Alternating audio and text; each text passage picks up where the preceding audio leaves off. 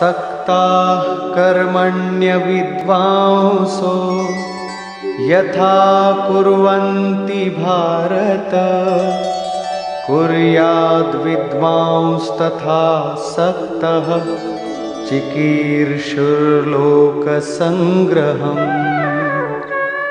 हे भारत, कर्म में आसक्त हुए अज्ञानी जन जैसे कर्म करते हैं, वैसे ही अनासक्त हुआ विद्वान पूर्ण ज्ञाता भी लोक हृदय में प्रेरणा और कल्याण संग्रह चाहता हुआ कर्म करे। यज्ञ की विधि जानते और करते हुए भी हम अज्ञानी हैं।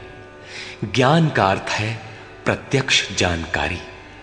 जब तक लेश मात्र भी हम अलग हैं, आराध्य अलग है, तब तक अज्ञान विद्यमान है। जब तक अज्ञान है, तब तक कर्म में आसक्ति रहती है।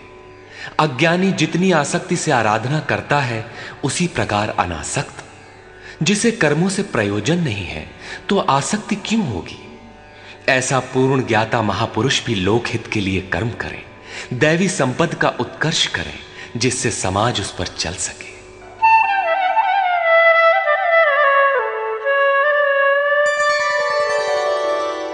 न बुद्धिभेदं जनयेद् अज्ञानां कर्मसंगिनां जोषयेत् सर्वकर्माणि विद्वान् युक्तः समाचरन्।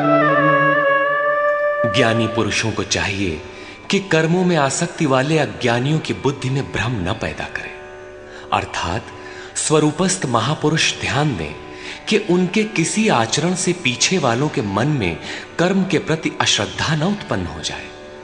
परमात्म तत्व से संयुक्त महापुरुष को भी चाहिए कि स्वयं भली प्रकार नियत कर्म करता हुआ उनसे करावे। यही कारण था कि पूज्य महाराज जी वृद्धावस्था में भी रात के 2 बजे ही उठकर बैठ जाएं, खांसने लगे। 3 बजे बोलने लगे, उठो मिट्टी के पुतलो। सब उठकर चिंतन में लग जाएं तो स्वयं थोड़ा लेट जाएं। कुछ देर बाद फिर उठकर बैठ जाएं, कहें, तुम लोग सोचते हो कि महाराज सो रहे हैं, किंतु मैं सोता नहीं, श्वास में लगा हूं।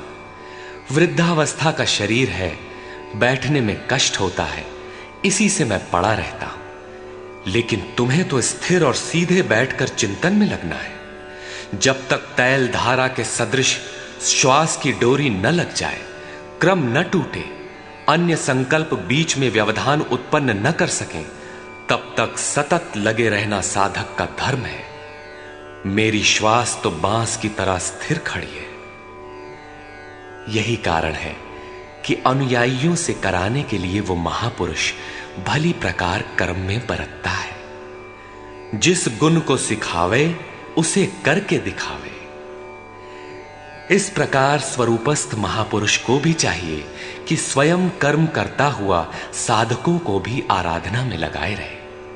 साधक भी श्रद्धापूर्वक आराधना में लगे, किंतु चाहे ज्ञान योगी हो अथवा समर्पण भाव वाला निष्काम कर्म योगी हो, साधक में साधना का अहंकार नहीं आना चाहिए। कर्म किसके द्वारा होते हैं, उसके होने में कौन कारण है, इस पर श्री कृष्ण प्रकाश डालते हैं।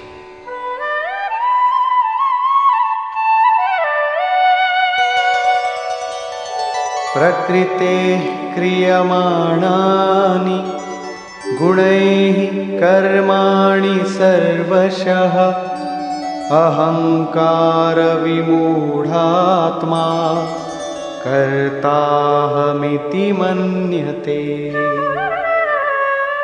आरंभ से पूर्ति पर्यंत संपूर्ण कर्म प्रकृति के गुणों द्वारा किए जाते हैं।